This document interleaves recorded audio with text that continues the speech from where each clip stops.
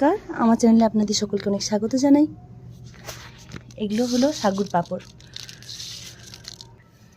সামনে একাদশী ছিল, তাতে সাবু দিয়ে একটুখানি সাবু মাখা করবো বলে সাবু ভিজিয়েছিলাম, কিন্তু সেই সাগুটা একটুখানি বাড়তি রয়ে গিয়েছিল। সেটাকে ঈষৎ একটুখানি গোলমরিচ গুঁড়ো, একটু জিরে গুঁড়ো, একটু নুন আর একটুখানি কালো জিরে দিয়ে ফুটিয়ে নিয়েছিলাম। ফুটিয়ে ঠান্ডা করে এরকম প্লাস্টিকের কড়াই গরম হয়ে গেছে, সাদা তেল গরম হয়ে গিয়েছে। এবারটা ছেড়ে দেখি।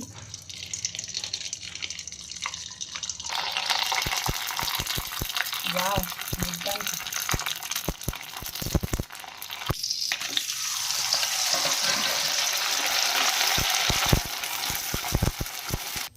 একটু টেস্ট করেই দেখা যাক।